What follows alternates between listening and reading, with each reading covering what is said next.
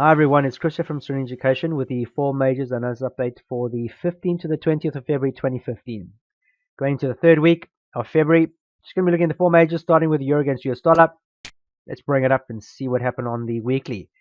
Give you an idea of what's happening on the weekly. Let's look and see on the hard right edge.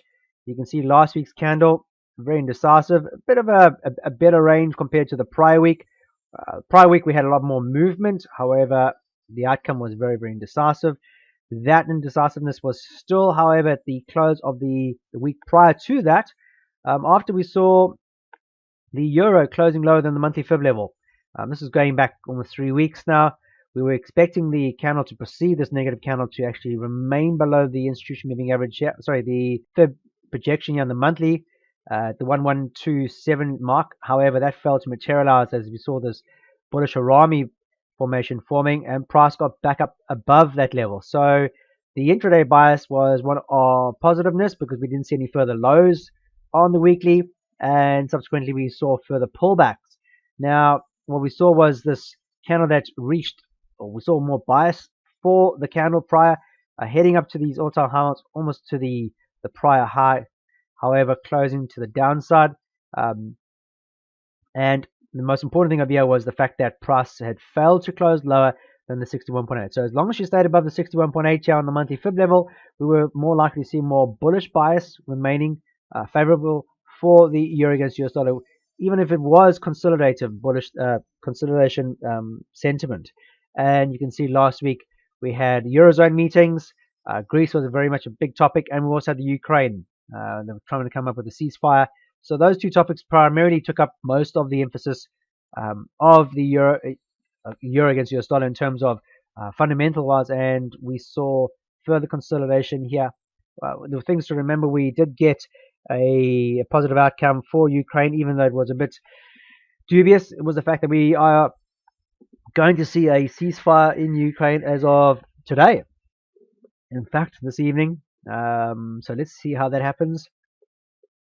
However, the market is still out in terms of the Greek economy and what's going to happen on that. So there's going to be further euro meetings going forward. But as long as price maintains above the 61.8 here at the 120, the 122 and change mark, we should still see price consolidating. So it's just consolidation in what is very much a negative trend. You can see the overall bias of here is very much negative. There's more red arrows. However, you'll notice that the daily and the 4-hour in particular are positive, and that's primarily because we've seen the consolidation. So dropping onto the daily, there we go. You can see the range, very, very messy daily ranges. All that indecision's crept in. And you could see most of last week, in fact, we saw a lot of indecision as Eurozone meetings took place, and we saw a positive outcome on Thursday as we heard more and more data that came out that both the Ukraine government as well as the Russian government had come to some sort of agreement on the ceasefire arrangement, and we saw a nice bull move. However, close of play on Friday, very indecisive and trading back into that 20-period moving average. So notice, even though we've seen consolidation, notice the candlesticks are still very much negative. We have a blue arrow, however, but you'll know the RMO and the OSIMA, well, the RMO is still below zero, but the OSIMA is clearly above. Consolidation within a bear trend. If we are to see any further buying sentiment coming into the market, then we ideally need to see price trading above the 2-week high, roughly around the 1147 change market to start with. Then we need to see other things happening, candlestick color, RMO above, and the OSIMA to remain above that. And then ideally that intraday sentiment to obviously fall in place to give us that bias to the upside. Until then, consolidation, trading within a range, a very messy range, not worth getting involved. Risk goes up tenfold, and if price is not going anywhere, you're not going to see any bang for buck, and you're just wasting your time. So euro against US dollar, rather stand aside, wait for further clear direction, ideally above the 1147 mark, which is the current resistance level highs to tell you we should be looking for further consolidation. And then you would target the price swing lows, which is here at 116 and change. The next one will be roughly about the 178. And then all the time heading way back towards that 50-period moving 50% fib level to the upside. The other scenario would be a continuation with in fact, what is a negative trend, where we need to get back below the 61.8 for further negative sentiment. On to sterling. Here again, like Europe, we've seen a lot of consolidation. and you can see that the sterling has seen more favorable consolidation, and we're not too far away now. I've taken the current high, the all-time high that we saw in June of last year, in fact, to the current low. You see prices pulling back, and it's heading back towards that 23.6 level here at the 154 mark. Not too far away from that. The overall sentiment has been negative. You'll know we'll be making swing lows, in fact. However, largely is counter breaking above that level. So clearly we're seeing a genuine consolidation with more bullish sentiment creeping on board. You can see there's a lot more blue sentiment coming through, especially on that 1 hour, 4 hour, and daily time frame. The overall long-term sentiment is still one of negativity. As you can see, the monthly and weekly is still showing or projecting negative sentiment. There again, sterling's outlook, inflation, a worry, but also clearly looking to see what's happening in Europe as a marker. If we see any further positiveness long term, we would need to get above the 23.6 level here at 154 to see any further buying opportunities. Otherwise, what we're also seeing here is consolidation in effectively what is a negative trend. Notice the candlesticks are still, even though we've had a nice bullish week, are still negative. We do have a blue arrow, however, but the candlesticks still remain 20 and 50 still haven't crossed over on the moving averages. The RMO still below the zero. Obviously, the OSMO is going to be above the zero because of the consolidation. However, if we are to see any genuine bias to the upside, it would need to get above the 23.6. If you're trading between now and that level, you're still trading primarily consolidation. So there again, if you want to be super aggressive, trade to that level and apply a very aggressive money management. Otherwise, more passive entries would be close higher than that, and then target the 38.2 level here at the 158 and change.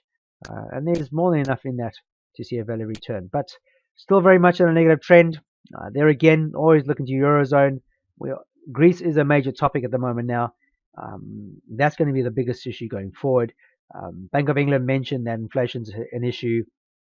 Got to look at that as well. So negativity, consolidation within a negative trend is primarily the outcome here. So be very aggressive or be very smart when it comes to looking for opportunities in this particular pair. US dollar Swiss franc on the weekly, you can see a lot of negativity. However, we've seen consolidation now.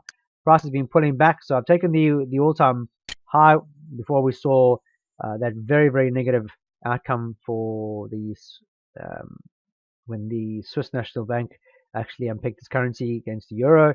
And however, since then we haven't seen any further lows. We've actually seen the US dollar gaining a bit of strength or positiveness against the Swiss franc, and in fact, price has found difficulty over the past couple of weeks getting above that 50% level here at the 928 mark. But you see last week's candle getting above that level, which is the most important part. And you can see that most of that emphasis or bias actually happened at the top end of this candle, the entire range of the weekly candle. So as long as she maintains above 50% level this week, look to see if there's any further continuations with trend to the upside.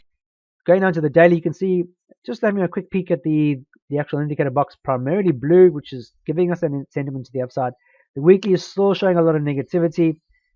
If you look at down at the daily now, you can see that the institution moving average is still capping price. We saw a lot of hesitation here. We did see price getting above this level through Thursday and Friday. However, the overall range is still one of indecisiveness, if you want to call it that, because the candlesticks are still very much small, very, very indecisive. Not a hell of a lot of liquidity in those moves. It's just pretty much following out or moving out of its overall range that we've seen in the past 2 weeks. But as long as she maintains about 50, then you're looking for positiveness to the upside. Get above that institution moving average, then we could see a sharp rise towards that 61.8 level at 95,125. Failure to do so, then we could see further consolidation with elsewhere further negativity coming into it and pushing it lower. But as long as the overall trend is, or the overall bias stays or maintains above 50% here this week, look to see if there's any opportunities to the upside. Otherwise, stand aside, wait for a clear direction, and then trade that outcome. Last pair of the day would be the US dollar Japanese yen. Here I've got the monthly, a lot of hesitation through December. In fact, a spinning top. Then we had a bearish engulfing candle through January. We've seen a bit of umming and ahhing on this particular pair. We've seen this this month so far, heading back up and testing that 61.8, which is the monthly fib level. However, failing to really grab hold of that and to continue higher. The weekly bias at the moment is up, and if I drop down to the weekly time frame, you can see that we did see prices over this week testing the 61.8. However, by the close of play on Friday, that sentiment had really moved back down towards the bottom or the top end range of the prior week before that. So candlestick's still very much positive. So with the overall bias is still one of positiveness long term. However, you can see a bit of indecision creeping in intraday. The weekly is still not stacking up. Looking at the weekly right now, you can see that the linear regression is not happy. The R squared is there, and it's telling us that there's no genuine sentiment at the moment. Price has been consolidative. You'll notice that the last month or so, price has just been moving sideways. Not really good. Still being kept. And as long as price maintains below that 61.8, then ideally we should be looking for bias to creep in, more negative bias to creep in, let's put it that way. But if she gets above the 61.8, then likely could expect a continuation with the current long-term trend, which has been up. So daily, get a buying opportunity. You can see the candlesticks all very much positive.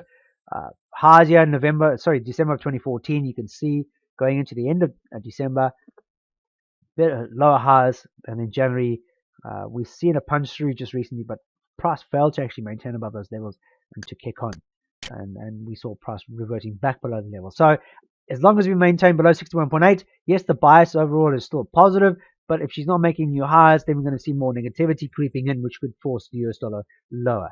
However, if we get back above the 61.8 monthly, then we could see the US dollar could reattempt the prior highs that we saw through early December and late December, and then we could target back to the upside. So here again, be more vigilant. Have a look at the data to see if there's anything out there that could really factor in with price action. Keep it simple, guys. Please look to see if there's any fundamental data that is likely to move any currency pairs that you are trading. Very important. Also, back it up with sound money management rules. Great template, but fill up with great money management rules. Very important. Okay, and keep it as simple as possible, as I keep referring to. Trading is very difficult as it is. The last thing you want to do is make it even more difficult trying to put in all the stuff that you don't really need. So keep it as simple as possible. Okay, have a fantastic week, and I'll catch you the following week. Until then, you guys trade serenely.